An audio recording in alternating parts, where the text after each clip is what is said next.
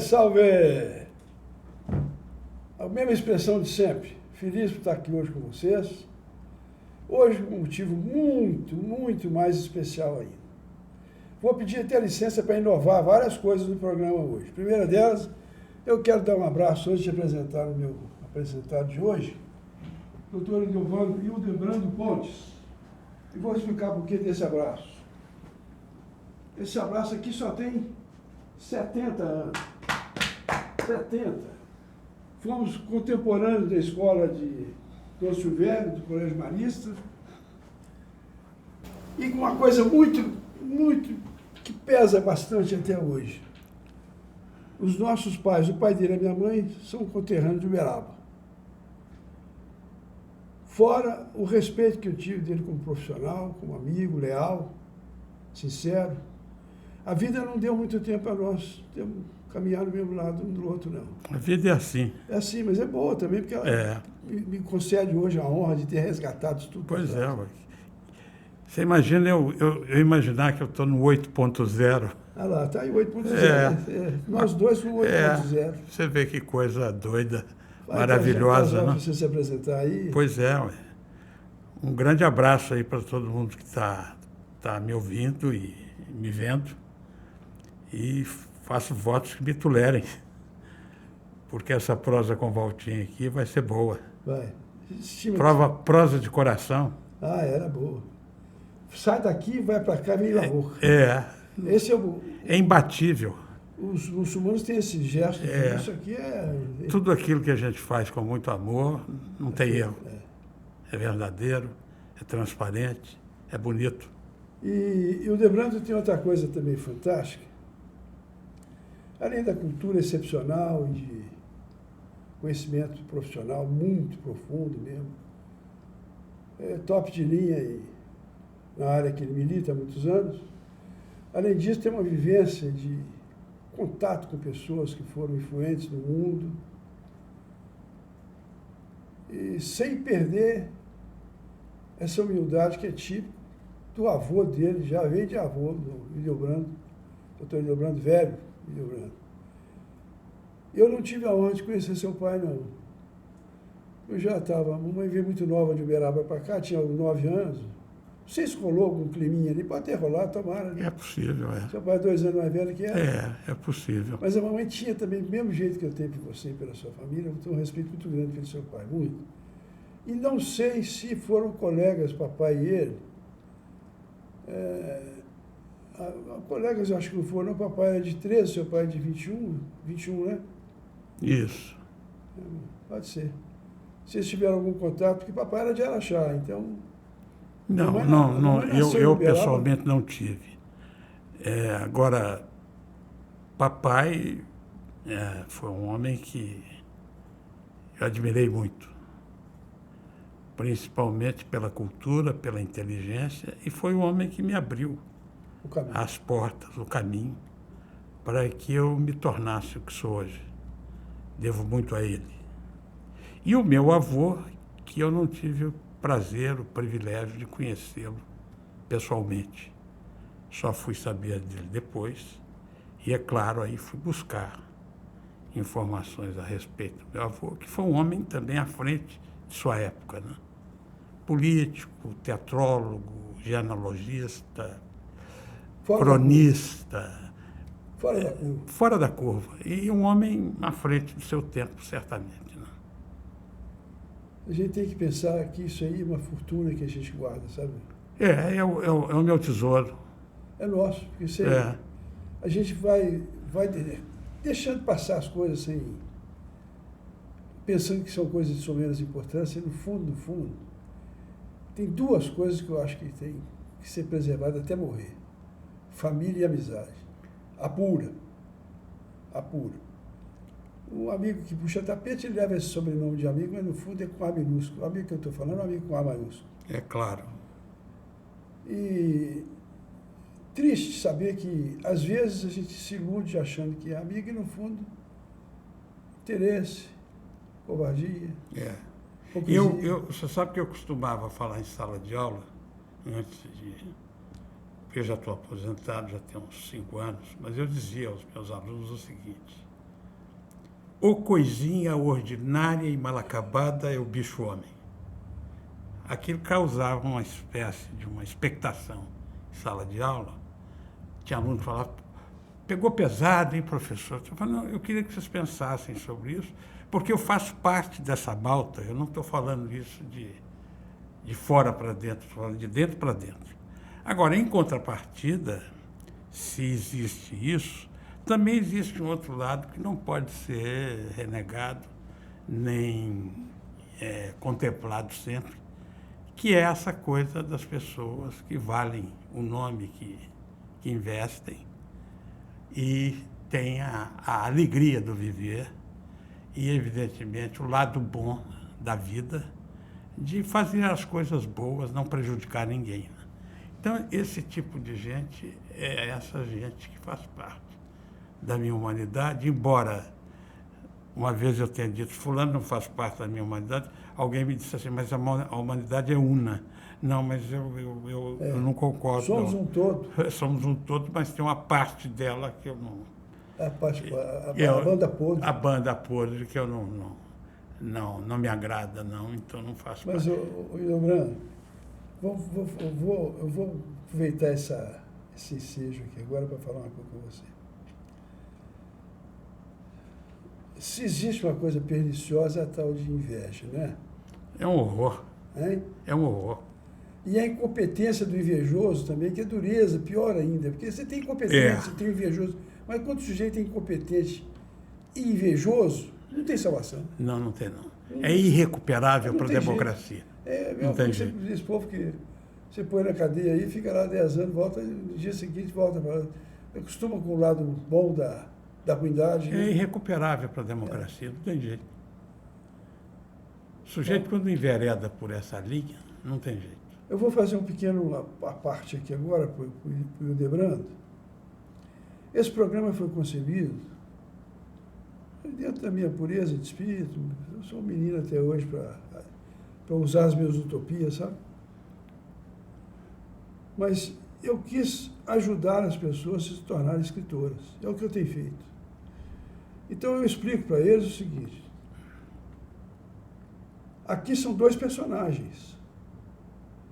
O cenário aqui, hipotético da livraria, é invariável, mas a cabeça das pessoas não está presa a esse cenário, não. Você cria seu cenário. Mas o mais importante que eu queria falar com vocês hoje é sobre a questão do roteiro. Voltar ao assunto do roteiro. Assim como você acabou de falar aí agora, no fundo você é feliz. A felicidade ela é pontualíssima, né? Instantânea. Fabricada de segunda a segunda, décima de segunda a décima de segunda. Ela te abraça em momentos da vida. É claro. É amiga. Essa é amiga com a maiúscula. Né? Ela não é uma permanência, mas ela te abraça nos mais diferentes momentos da vida. E você sabe que eu acho que não pode ser permanente, não? Claro. Porque a grande oferta que a vida nos dá é esse viés contrário da dor. Né?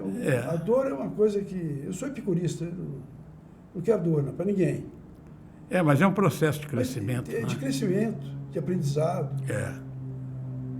Mas eu estava dizendo para você, para os meus futuros escritores, cada um que já veio aqui comigo foi um personagem diferente. Nada exclui de que o Hildebrando hoje pudesse fazer com o que veio há 3 meses atrás, com a Gilon, qualquer um deles. Com senhoras, a Giselda que veio aqui, uma maravilha, foi professora há 20 e tantos anos dentro de uma favela. Maravilha, hein? Ali na saída do Rio de Janeiro. E eu ousei usar a expressão favela. Não sei porque que tiraram um nome tão bonito, eu sei que defende essa causa da nomenclatura. Não sei porque que eles foram inventar essa bobajada de esquerda aí, que é comunidade. Não é comunidade nada ali, cada um sabe sua vida. O comum ali é só o nome que a gente põe nele, porque é feito estatística, só para isso. Então, eu estou dizendo que aqui nós vamos fazer uma variação. Em vez de a gente passar para frente, eu vou comentar primeiro, fui agraciado pelo livro dele, Tempo Guardado, de Hildebrando. E eu não tive jeito de acabar tudo, mas li até na página 81. Aqui não é bem uma biografia, mas é uma narrativa verdadeira de fatos que ocorreram. Não é essa narrativa de hoje, não. Essa falsa ideia de apregoar a mentira como se fosse verdade. Isso é uma coisa também impressionante, né? Impressionante. Então, nós estávamos hoje discutindo a vinda para cá de carro agora. O meu roteiro já estava pronto para nós trabalharmos numa linha. Mas a França nos ensinou, a ele e a mim, tem um negócio chamado Fatos do Dia, Fait de Jour. O Jornal da Manhã que te traz isso. Quando você acorda de manhã cedo, fica Raul e os outros todos lá, que mostra para você quais são os fatos do dia. E por incrível que pareça, sem nenhuma combinação anterior, a primeira coisa que um falou com o outro foi sobre a censura. E o Hildebrando tem uma coisa fabulosa, ele sabe tudo que vocês pensarem sobre direitos autorais, como é que chama o nome chique que vocês usam lá, como é que é? Não é só direito autoral, não, é um negócio assim. Propriedade intelectual. Propriedade intelectual, acho tão chique isso. Que já é uma defesa da ratio. É uma grande defesa da ratio. Todo profissional cuidasse dos outros igual cuida da marca, da patente. E eu acho que isso aí é o mínimo que as pessoas podem ter de direito, é usufruir daquilo que elas produzem. Criam. Claro. E quando você põe um sistema imbecil, idiota, a ficar pagiando os outros, fazendo censura, olha, eu assisto um programa aí diariamente. No pé esquerdo, na parte de baixo do programa, tem uma baita palavra censurada. Isso aqui, sabe o que acontece?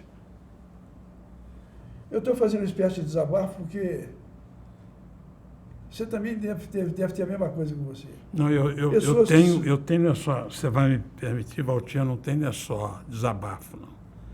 Eu fico profundamente indignado, porque, para que você tenha uma ideia, eu não acolho nem a censura classificatória. Eu creio que isso é uma ofensa à liberdade de expressão.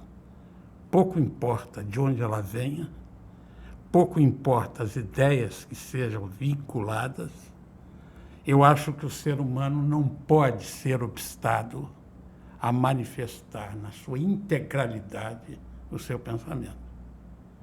Censura, eu vivenciei na época da ditadura, há mais de 50 anos atrás, estou estarrecido de ver que ela parte do maior órgão judiciário do país. Certeza absoluta da impunidade, é isso. Que é uma coisa assustadora. E mais assustador, do meu ponto de vista, é que uma intelectualidade que tinha o dever e o compromisso de estar com a... Fecha eclair na boca.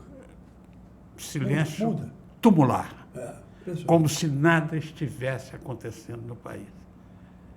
Olha, eu vivo nesse momento uma profunda tristeza, porque de assistir e reviventar reflexões passadas nesse momento atual da nossa cidadania. É lamentável. Isso mexe com o meu coração e mexe com a minha vida de perto, porque eu não posso admitir que a liberdade de expressão, ou seja, a liberdade, seja tolhida. Quando ainda existe a liberdade, o homem é um balão furado, é um saco vazio. Creio que eu não preciso dizer mais nada. Pior que veio de cima para baixo, né? Não, é uma coisa, é sempre assim. A violência é sempre assim, ela vem de cima para baixo. Né? E o que me impressiona é que vários intelectuais, pelos quais eu tenho mais absoluto e profundo respeito, se silenciem num momento desse. É um horror. Mas eu não quero ficar falando disso, porque sabe fazer mal, e nós estamos aqui para falar de outras coisas. Né? As pessoas que estão caladas hoje vão ser vítimas dos algozes amanhã. Pode saber. Porque a certeza absoluta da vida ninguém pode ter, você sabe com certeza que vai morrer. Claro. E enquanto vivo, vou citar Hobbes aqui, que o homem é o lobo do homem, mas eu tenho a impressão que pode amenizar isso com Rousseau, você pode amenizar isso com Locke, e que o homem se corrompe através dos... O sentido inato dele vai acabando porque ele vai pegando a coisa ruim. Mas eu não vejo isso, não. Eu vejo que há pessoas que conseguem caminhar pelo lado bom. Claro. Muita, a maioria. Claro. Eu acho que a maioria. Claro. Não sei se você concorda comigo. Claro que eu concordo. O que tem de novo hoje, o que eu acho, que eles estão levando uma surpresa muito grande, eu acho que por isso estão batendo do jeito que estão batendo, é porque eles nunca viram a direita aglutinada. Coesa, fechando o cerco. E aí começa essa violência. Todo dia tem uma coisa, todo dia tem uma coisa, todo dia tem uma coisa. E mentindo. Isso é que o problema mais grave que eu vejo. Eu vi um dia desse um candidato falando, é preciso, o político tem que mentir. Você chegou a ver isso, não? Eu soube disso e vi isso num vídeo que mandaram. É Goebbels. É. Isso aí é uma coisa absurda. Não, e eu volto a dizer para você, eu dizia aos meus alunos em sala de aula que tem 3 coisas que eu prezo muito: o humor, a lucidez e a elegância. Eu creio que quando isso claudica, alguma coisa está acontecendo. É preciso fazer uma revisão sobre esses conceitos, do meu ponto de vista. O homem tem que repensar. Não quero colocar isso, obrigar ninguém a pensar como penso. Mas, como eu tenho o costume de dizer o que penso e não tenho medo de dizer o que penso, e mais, eu vou enveredando já há algum tempo, não tão longo, mas mais recente, pelos caminhos da literatura. Eu acho que um escritor, ele pode escrever o que ele quiser. Imagina censurado. Ele não pode ser censurado, ele pode escrever o que ele quiser. Você pode não gostar, você pode achar que é uma porcaria. Pode ser deselegante. Pode ser. Mas censura, total. Censura nem pensar. Mas eu tenho a impressão também que isso aí vai ser só até o fim do mês agora, porque depois eu não acredito que a esquerda possa ter vitória dessa vez, não. Ainda não, de novo. Porque os abusos foram muito grandes. Sem contar, tribuna da Câmara, meu Deus, um oráculo ali dentro, a pessoa pode fazer o que quiser, falar o que quiser. Aliás, eu ouvi um deputado falando anteontem uma coisa, não sei como é que não prenderam ele até agora. Do lado do Paraná, do Santa Catarina, não sei. Falando absurdos, horrores. Mas também outra coisa, sabe, Hildebrando? Esse pessoal, vamos voltar ao que você falou da censura e o pessoal está calado. Esse pessoal que está se omitindo hoje, está em cima do muro, primeiro, tem medo. Segundo, não tem a autonomia que você tem. De falar o que você quiser, ele não tem. Terceiro, sempre viveram na esteira da dificuldade. É difícil você ver uma pessoa bem-sucedida se meter numa coisa ruim dessa aqui, ó. Quando não envereda para o crime. Isso aqui é o pior de tudo, que eu acho. Cala sendo criminoso. Tinha que defender, é uma rede de pessoas com o mesmo intuito, com a mesma vocação, na sua área. Na sua área. Eu como sou já um advogado de algum tempo, ô Valtir, e eu estou acostumado a defender a criação artística, literária e científica, esse é o motivo de ser da minha profissão, esse foi o caminho que eu escolhi, trilhei. Fui à presidência do Conselho Nacional de Direito Autoral, tive o privilégio de trabalhar com o ministro Celso Furtado. Uma honra. Uma cabeça daquela envergadura, um homem de condições morais inabaláveis. Solidário também. Solidário. Eu aprendi muito. Então, quando eu vejo essa pobreza mental que tomou conta do país, dividiu o país em 2 faces, onde, nessa altura, para mim, importante não são as pessoas, o mais importante é o país que eu quero viver. Então, é com muita tristeza que eu vejo tudo isso. E eu não tenho vergonha e não tenho problema nenhum de dizer, e ainda que estivesse errado nas minhas reflexões, vamos combinar uma coisa, eu tenho o direito de errar. É claro, ninguém é perfeito. Né? Claro. E não gostaria, como não patrulho, não quero ser patrulhado por ninguém. Tal de politicamente correto. Eu chego aos meus 79 anos de vida, eu tenho o direito de dizer o que eu pensar dizer. Posso falar uma coisa? E não quero ser patrulhado por isso. Posso falar uma coisa? Pode. Na nossa idade, nós não podemos nem mentir, nem bajular ninguém. Claro. Duas Claro. seguranças, dois pilares para a gente caminhar sem claudicar. Então, o seguinte, e outra coisa que para mim é fundamental, e que eu não sei se para essas pessoas isso vale, o importante para mim é o afeto. Eu acho que são duas coisas, afeto e gratidão.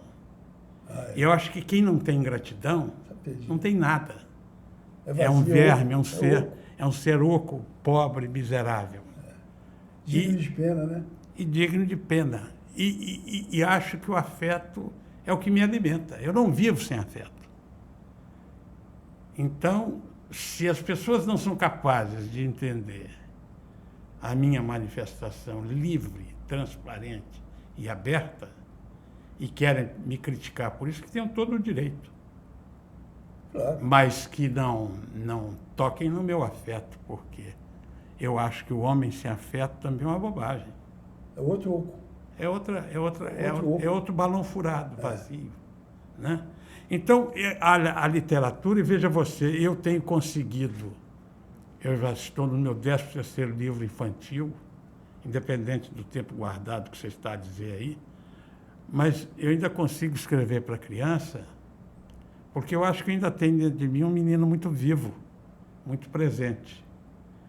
E o grande pavor, eu sempre digo isso onde posso dizer e onde sou convidado para me expressar, que o grande medo que eu tenho ao concluir uma história infantil é de que eu não tenha escrito uma história idiota, porque a criança merece respeito. A criança merece dignidade. Você já escreveu mais de 10 livros de criança? 13 livros já publicados. Então tem que sair dos 13, escreve mais um, que é 14. Pois é, eu estou a caminho demais. Aqui eu tenho costume de pedir para quem vem escrever um livro. Se eu não posso pedir para escrever, eu tenho que falar com você, posso escrever mais um se puder? Pois é, Valtinho, e você vê, eu não projetei isso para a minha vida, essas coisas foram acontecendo, e hoje eu me sinto muito feliz por isso, porque o público com o qual eu trabalho massivamente é o público infantil, e o maior barato da criança é que ela não tem hipocrisia.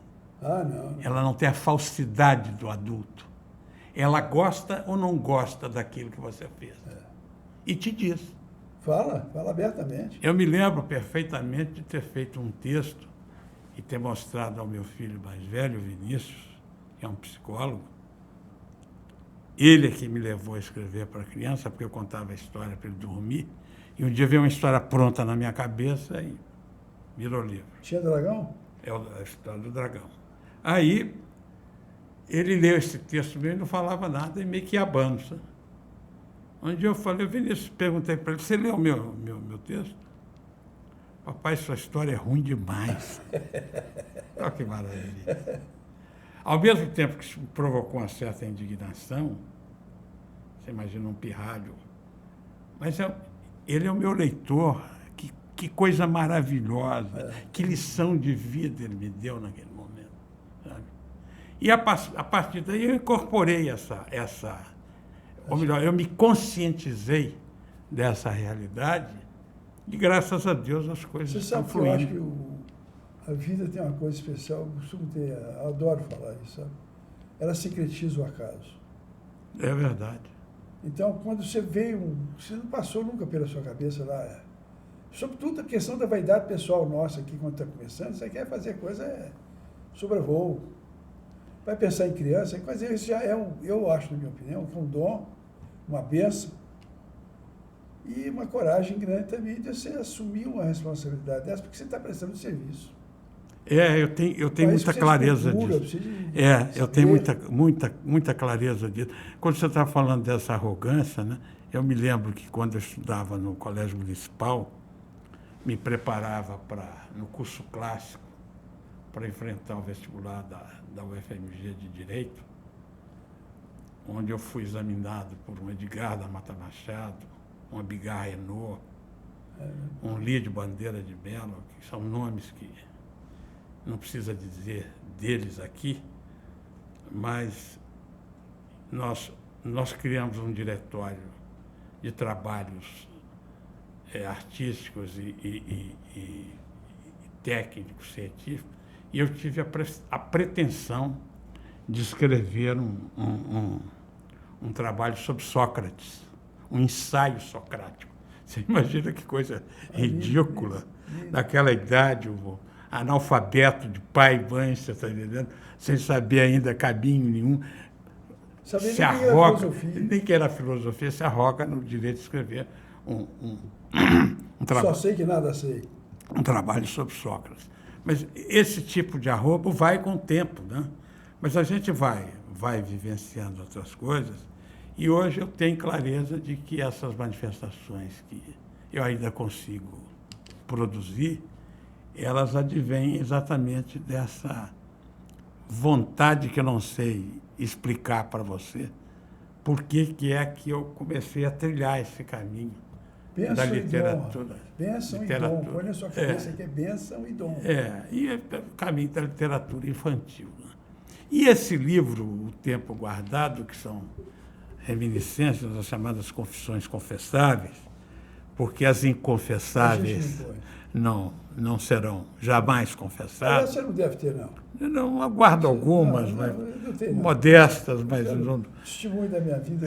Mas de qualquer maneira, esse livro me deu muita alegria, porque era plena pandemia e o suplemento literário queria fazer uma entrevista comigo. E os amigos mandaram as perguntas por escrito. Eu comecei a responder e a coisa virou livro.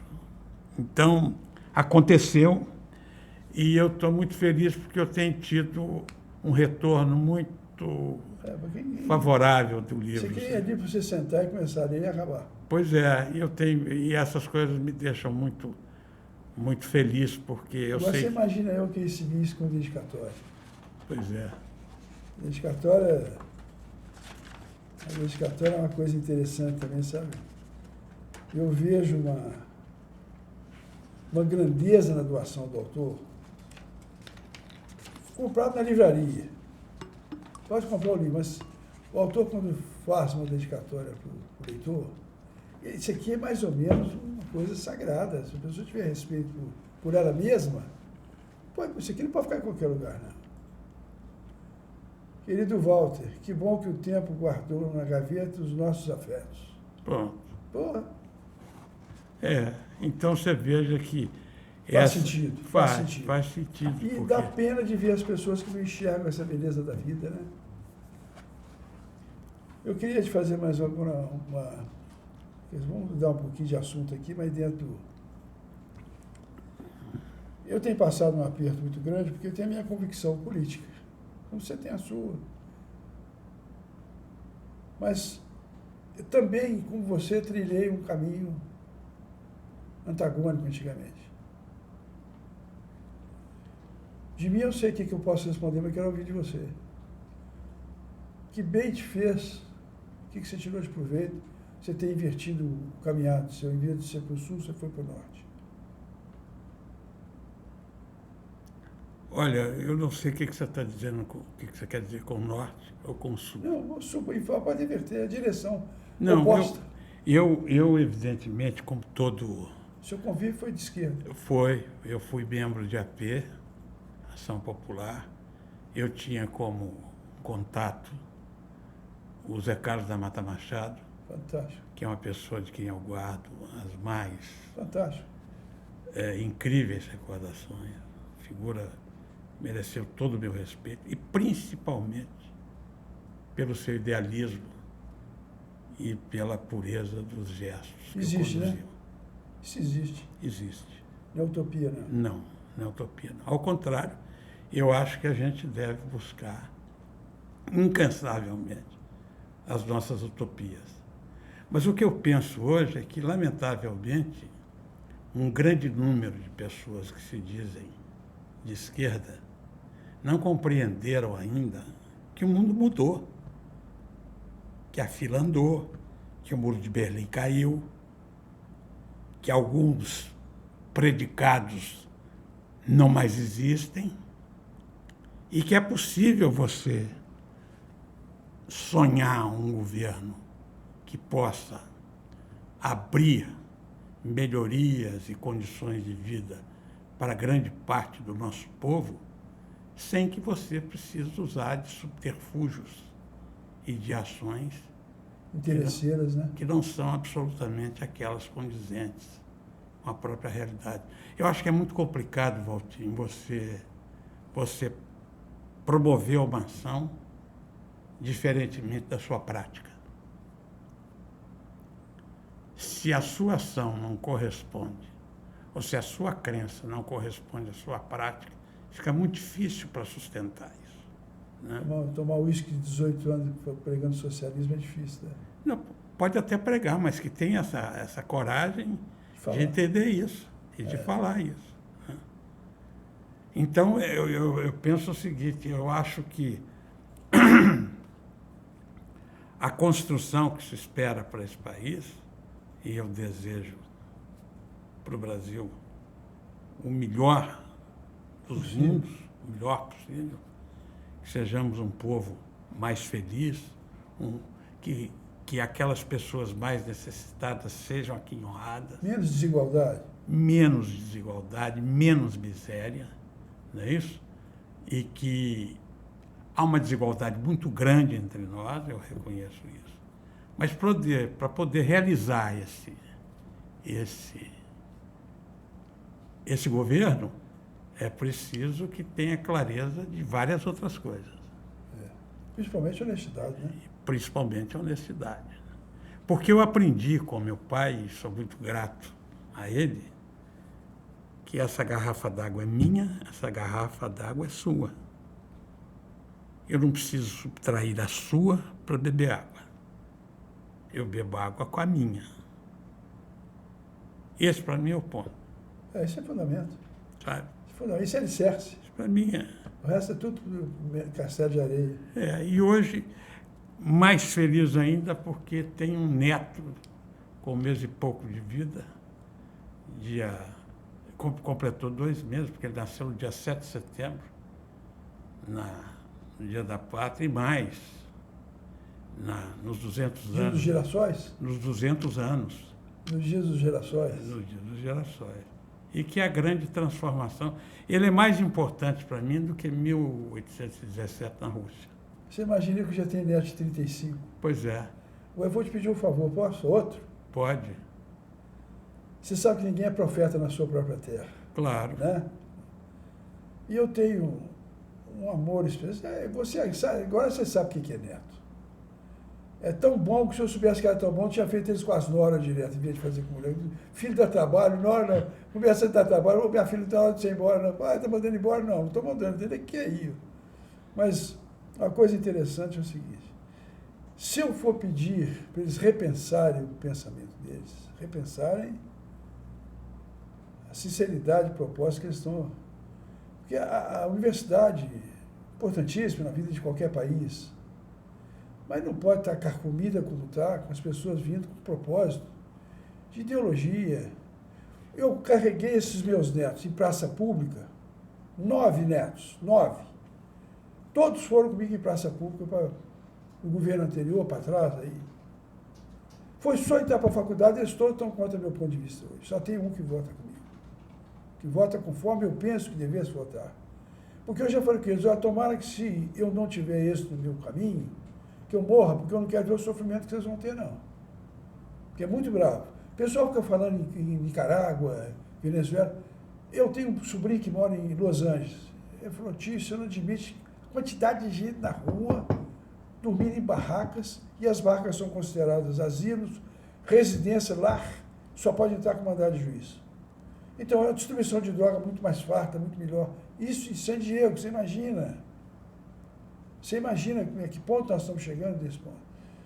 Isso sem contar a desigualdade provocada E o sujeito vai se acostumando naquela vida de não ter compromisso, não ter obrigações, vai achando bom até essa miséria, de certa forma, começa a gostar da miséria. Que você conselho daria para os meus netos que eu não vou conseguir falar? Eu sou profeta na minha terra. Olha, Valtir, eu tenho filhos que não comungam das minhas ideias. Mas filha é mais fácil. Pensam diferentemente. Eu tenho uma neta linda, né, que pequenininha, de 19 anos, que é uma grande alegria também na minha vida. Tem 2 netos agora com o Arthur, um casal. Então, eu confesso a você que a única coisa que eu diria a esses jovens é o seguinte: vejam o país que vocês querem. Vejam, analisem o país em que vocês querem viver, independentemente de qualquer viés de natureza política. Propaganda, mentira. Sabe?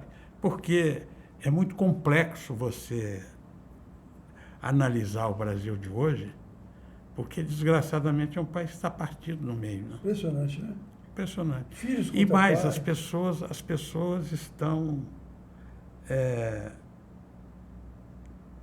parece que impacientes umas com as outras, para dizer no mínimo. Né? Você não pode se expressar diferentemente da ideia de alguém. Já é uma agressão. É uma agressão. Então, isso me deixa completamente perplexo. Você sabe o que eu faço nisso? Porque é a queda do... Para mim, é a ausência absoluta do afeto, da compreensão, da comunhão de identidade, eu acho que isso aí é a provocação matou a alma da nação brasileira. Conseguiram matar a alma da nação brasileira. Esses desacertos entre as pessoas que você está vendo aí, que você está acabando de falar, nós até, de certa forma, estamos aqui agora, estamos debatendo uma conversa, não deixa de ser uma disputa. Mas não há esse espírito de um achar que o outro tem razão, que eu tenho mais razão que você, e vice-versa. Não pode ter. E essa impaciência que você está chamando de atenção é muito difícil você estabelecer de que lado está a verdade. Não tem jeito. Sabe, essa coisa absolutista para dizer que o caminho é esse e é impreterivelmente esse. Vou parar com isso. Isso não existe, quer dizer. Que nós possamos realizar as nossas utopias, os nossos sonhos, não só de ordem individual enquanto coletiva, mas que tenhamos respeito por aquilo que as pessoas pensam diferentemente do que você possa pensar. Porque senão inexiste a convivência, inexiste a confraternização. É a mesma coisa que você ligar para uma pessoa e ela não te retornar a ligação. A vida não flui. A vida se interrompe. E se eu estivesse ligando para você para te dar uma boa notícia, ou se estivesse ligando para você para te dar uma má notícia, você não me responde? Isso é terrível, Valtinho, sabe?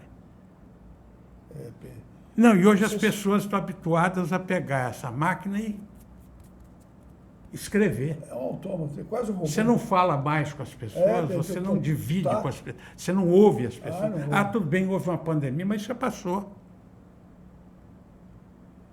Esse ranço de empobrecimento da humanidade é uma coisa, para mim, que me incomoda extremamente. Um dos meus netos me disse um dia desse o seguinte: a educação não pode tolher os meus sonhos. Aprendeu isso na escola, velho. Quando você educa, você está tirando sonhos dos outros, ao contrário. Estou dando instrumento para ele se fortalecer e realizar o sonho dele. Exatamente. Para tocar em frente. Exatamente. Eu não cheguei a perguntar, isso aí o professor falou, mas é claro que foi.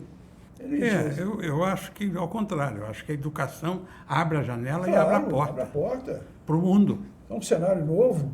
E talvez se nós vivêssemos num país mais bem educado, onde a gama de pessoas tivesse acesso à educação, provavelmente estaríamos num outro patamar. Com certeza absoluta, você tem razão. Sabe? Certeza absoluta. Eu acho que a grande revolução que o Brasil precisa e necessita é a educação. Sócrates, vai lá para trás de novo. É a educação, sabe? É você dotar essas pessoas impossibilitadas de acesso ao conhecimento, que tenham esse acesso ao conhecimento cada vez mais ampliado. Sem espera de troco a não ser a felicidade de cada um. Sabe? Tirar essas pessoas do obscurantismo, tirar essas pessoas da escravidão. É muito grande. A escravidão de si mesma. Essa é a pior, né? Claro. Essa é a pior.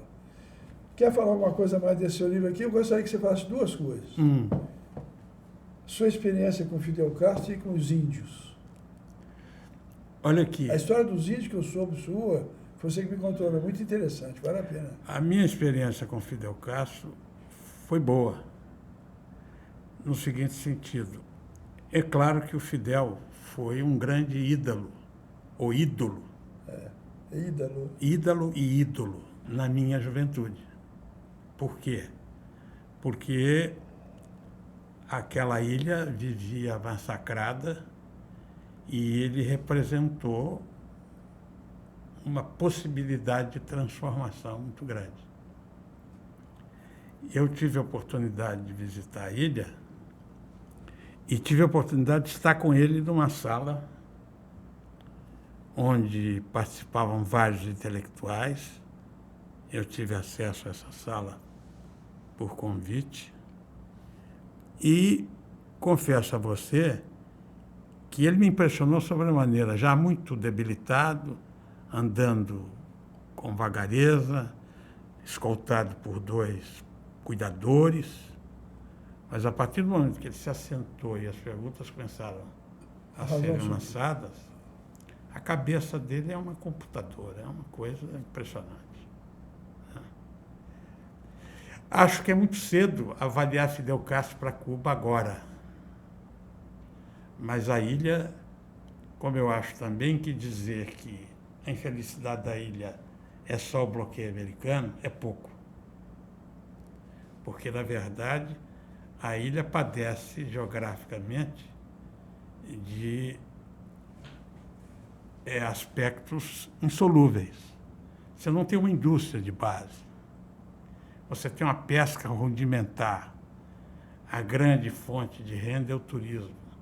E você ainda tem um problema gravíssimo que todo ano passa por lá um tal de Katrina e arrebenta 2,5% do PIB cubano.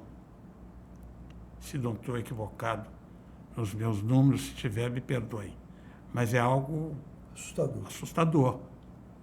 Quer dizer, o cubano que já vive com extremada dificuldade ainda tem que suportar esse tipo de coisa, né? E acho que tem uma grande contradição interna, é que existem cabeças que querem abrir e cabeças que querem manter a ilha fechada. Mas essa é uma contradição que tem que ser resolvida na ilha. Isso é o povo, a soberania do povo é... Agora, é uma ilha que me encantou profundamente, não só do ponto de vista arquitetônico, mas do ponto de vista do próprio cubano, que é muito alegre, é muito comunicativo. Então, eu tenho boas recordações. E o Fidel foi, para mim, o grande líder da minha juventude. Confesso e repito, acho que é muito cedo para poder ainda analisá-lo. Acho que fatos virão onde a formação dessa perspectiva ficará mais clara.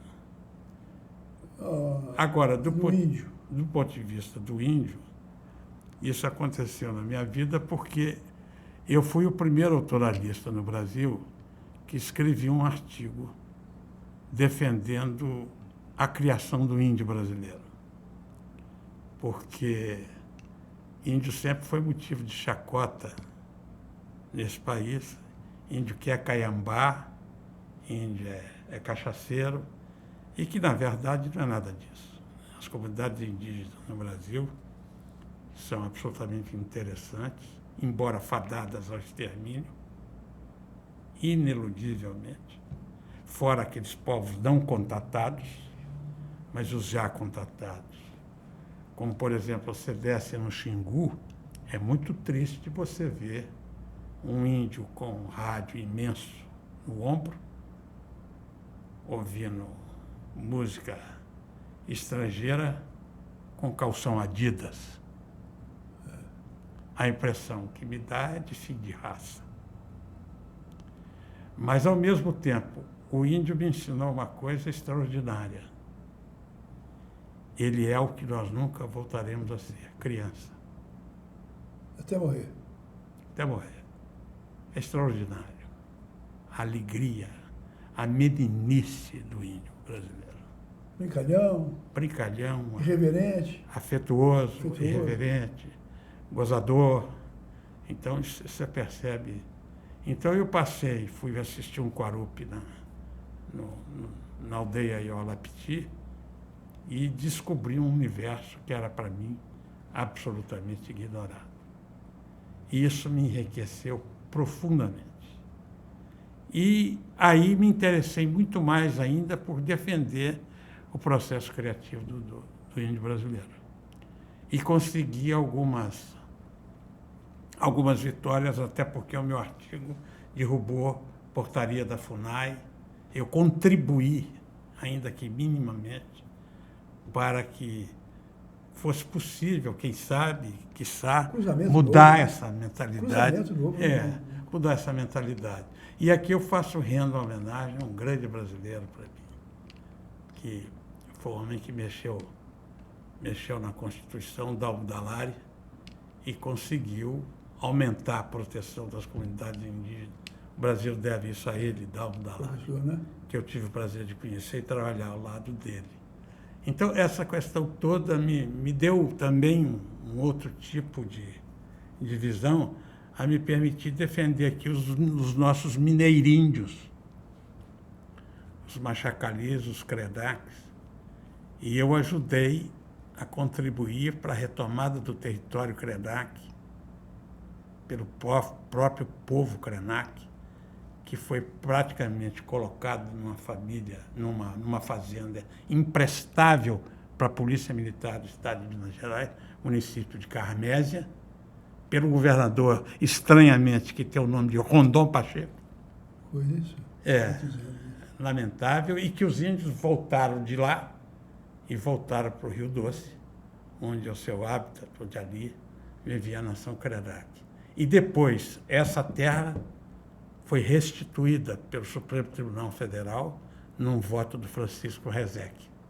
O próprio Rezec? O próprio Rezec. E essa ação, eu ajudei com o doutor Amaro, que era procurador da República, levar até o município e protocolar a ação lá.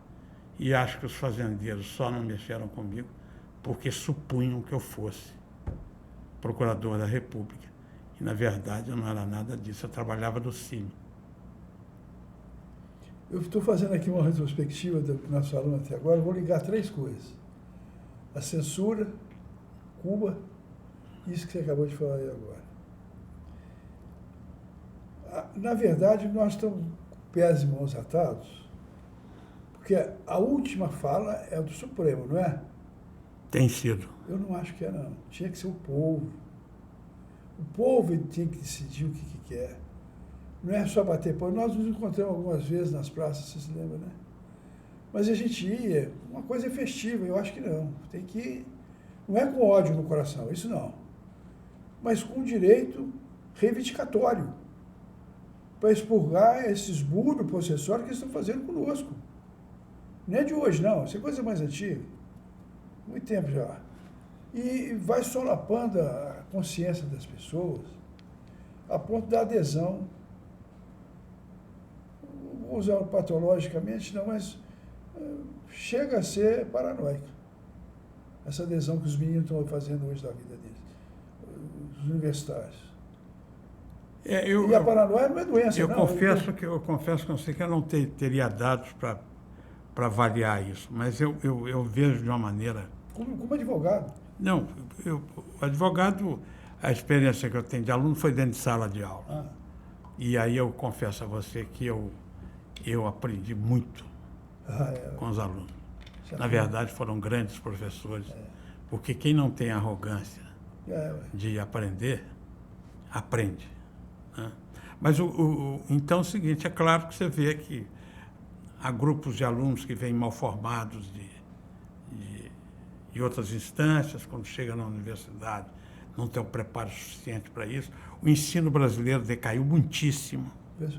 a educação virou algo de comércio.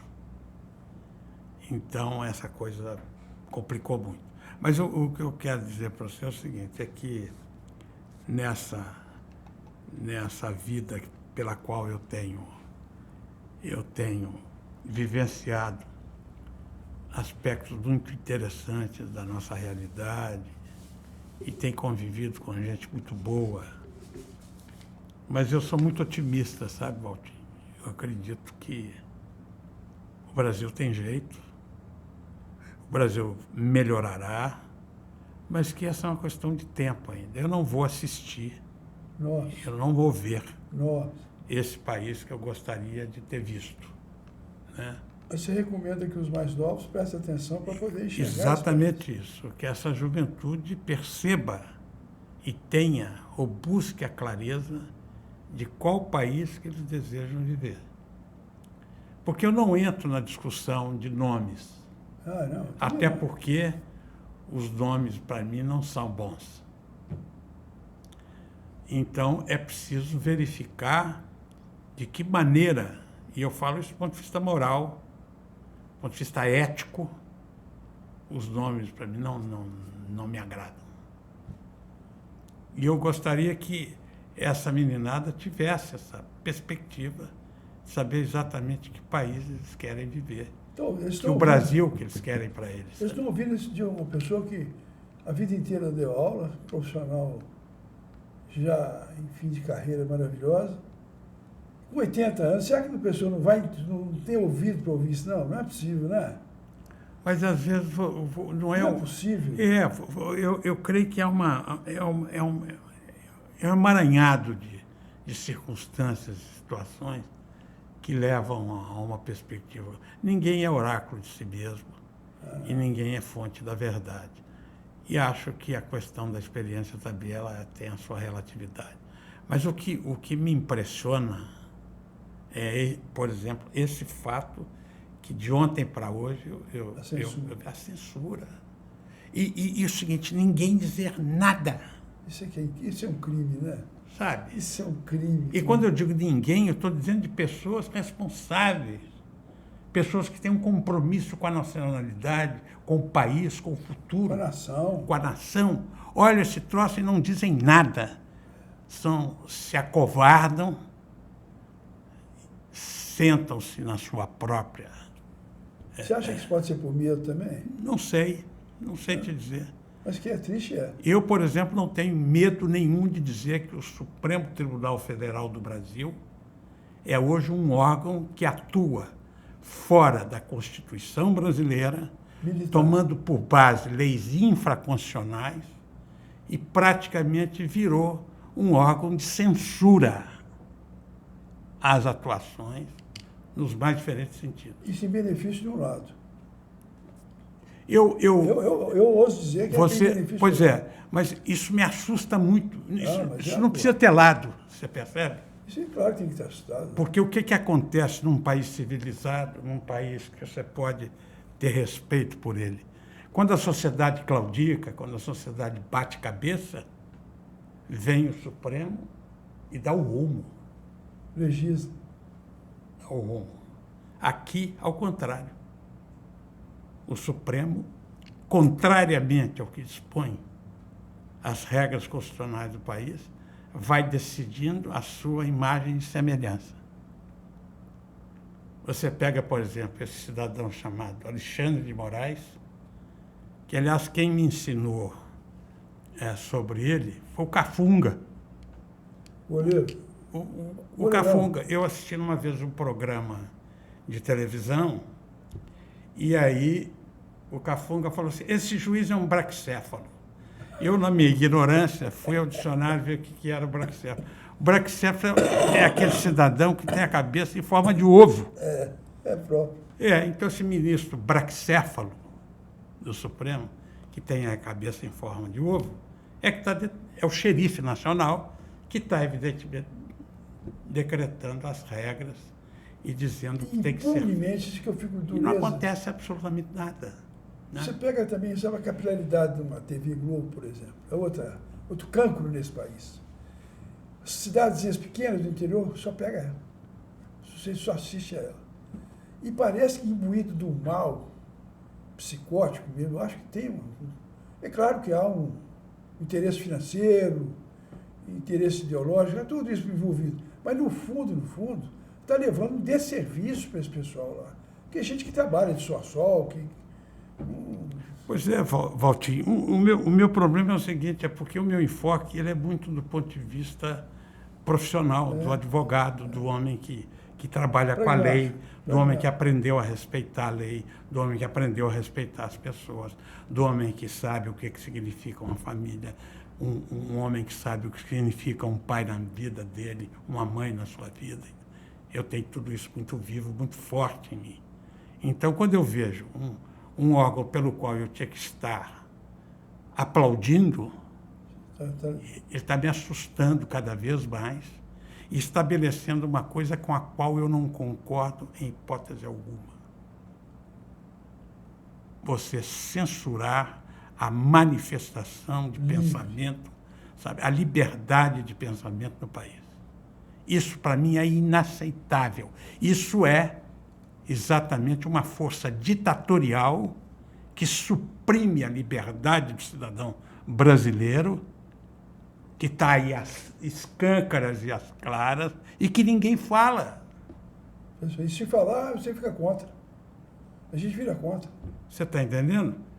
Como se fosse possível que isso ocorresse.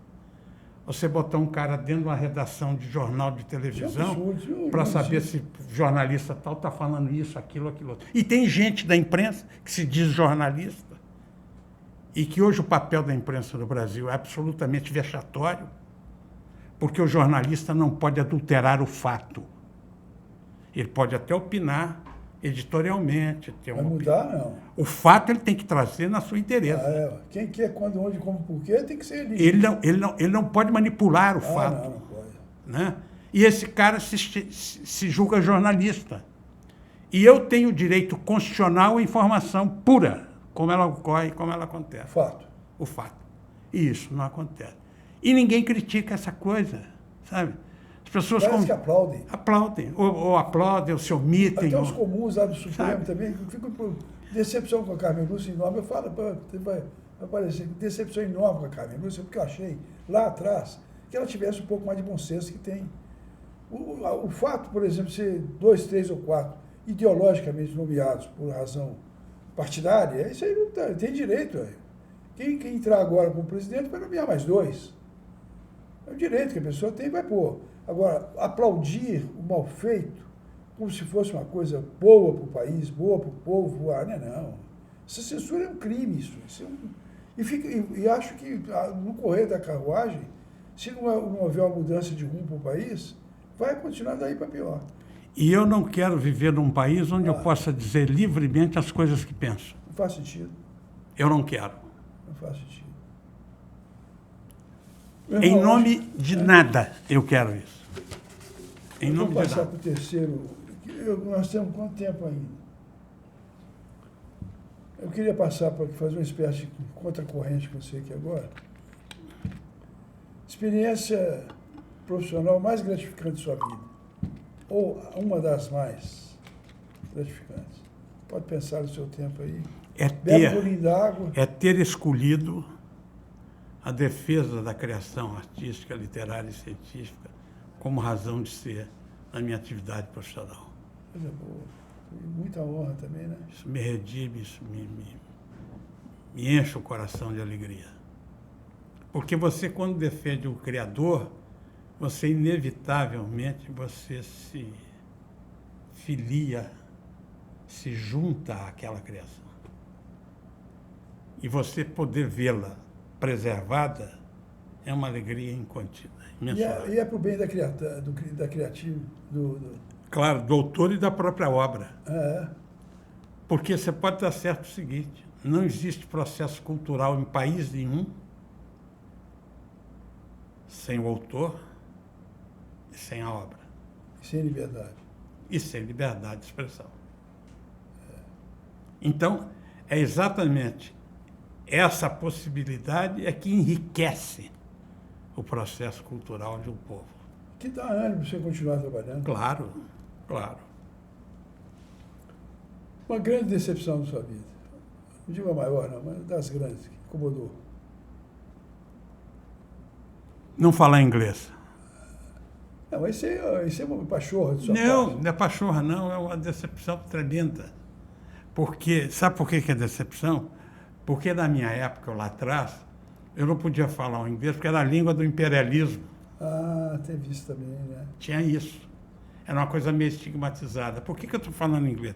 Porque o inglês me abriria portas e comportas e janelas para ler muita coisa e me instruir um pouco mais do que eu possa, do ponto de vista técnico, científico e, obviamente, de uma maneira geral, na literatura. E você lê no original é muito Mas você bom. soube com o francês bem? Hein? Não, eu cheguei a falar bem o francês. Hoje já não falo coisa nenhuma. Mas a opção foi o francês. Você quer aprender inglês comigo aqui agora? Uma coisa boa? Very well? Não. Ah, é lá de patrocínio. O patrocínio encontrou com dois caras de patrocínio que encontraram em Nova York. Oh, how do you do it? Very well. Você paracatu? Não, Coromandel.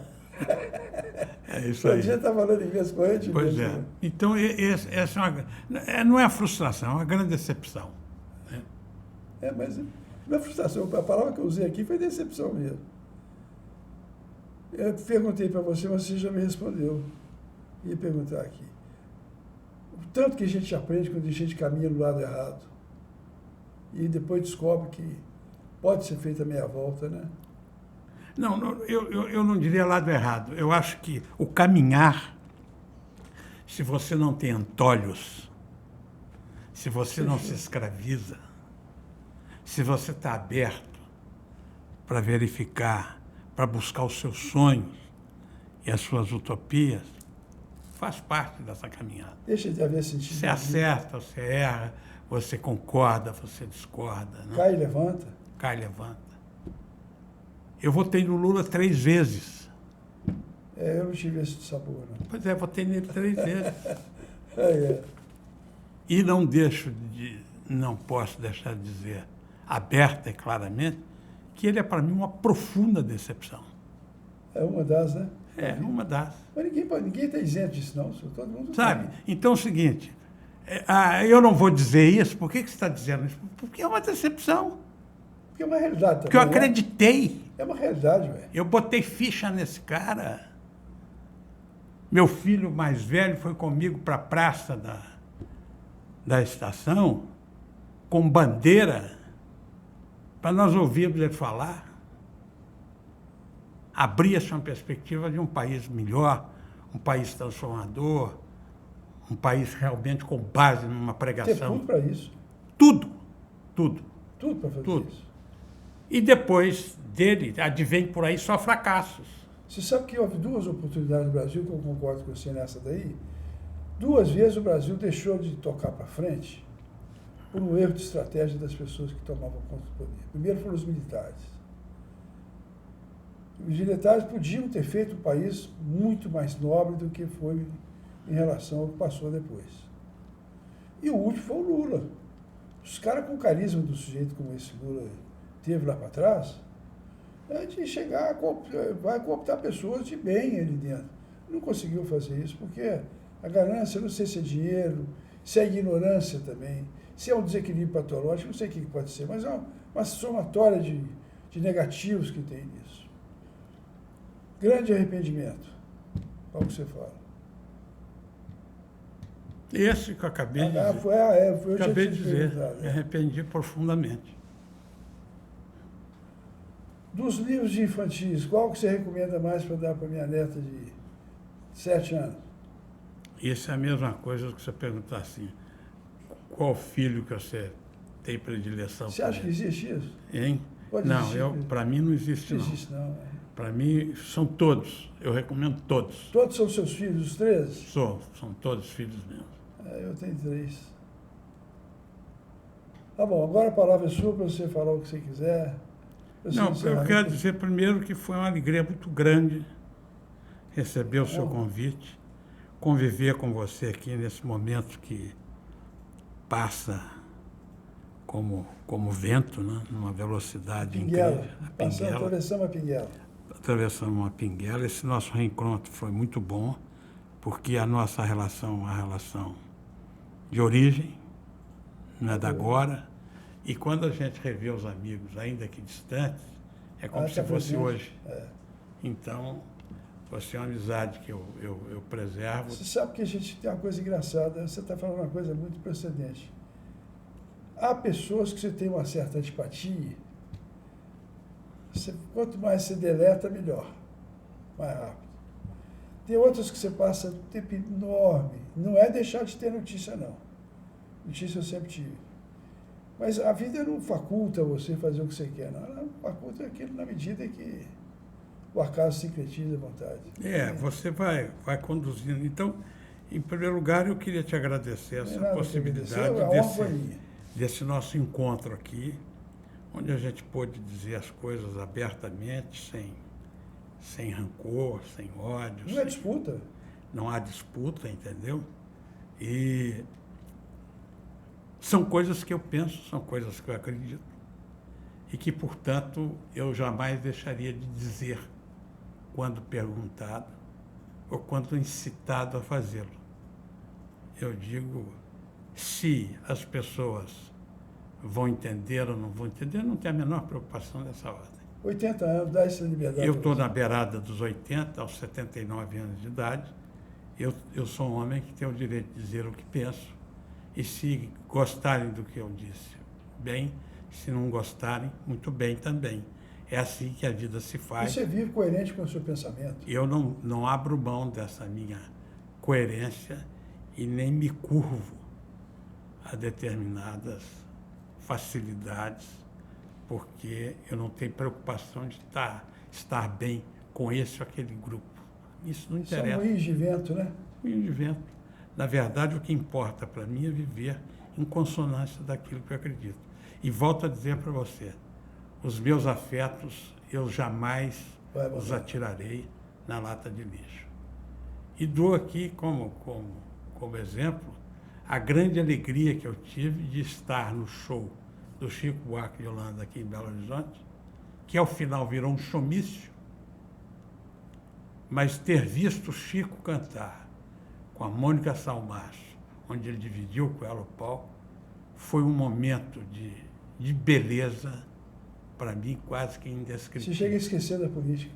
Esquece de tudo. Por quê? Porque a obra, a música, obra ela é de uma força. A música é muito forte. E de um vigor tremendo, como a literatura. Né? Mesma coisa. Como a literatura. Então, eu vou continuar fazendo o que sempre fiz, sendo a pessoa... Você está pensando em aposentar? Que sou. Hein? Pensando em aposentar, não? Né? Não estou pensando em aposentar, não. Pode não. Não, vou continuar. Enquanto tiver cabeça para pensar e não estiver babando, está tudo certo. Se tiver um cuidador, pode até babando, pode. Pode até. Aliás, outro dia lá em casa foi muito engraçado, porque o meu neto chegou e aí teve um chá de fralda, sei o quê. Eu falei, eu vou fazer ano que vem um chá de fraldão. E convidou os meus amigos mais próximos para comparecer nesse chá de fraldão, entendeu? Mas essa é a vida e é assim que a gente toca o barco. Estou feliz que você gostou de ter vindo. Muito. Tenho certeza absoluta que o público vai aplaudir. E vou pedir a vocês aí que têm prestigiado o canal, que me ajudem. Eu vou perguntar ainda, eu não sei se vão liberar. Tem uma forma de liberar o programa imediatamente, mas eu tive uma experiência ruim com isso. O meu programa a gente gravou agora e vamos lançar na segunda-feira à noite. Toda segunda-feira. Para eu poder avisar os amigos que você está ali no meio. Tenho muita certeza absoluta que eu vou telefonar para muita gente, que hoje foi uma exceção maravilhosa de ter recebido meu amigo, fraterno irmão Hildebrando Pontes. Pois é, Valtinho, nós vamos... Saúde e paz. Saúde e paz. Vamos tocando esse barco, né? Que a gente consiga reaver os amigos que perderam provisoriamente. Claro.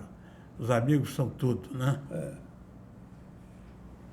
Até a próxima. Muito obrigado pelo carinho de vocês todos.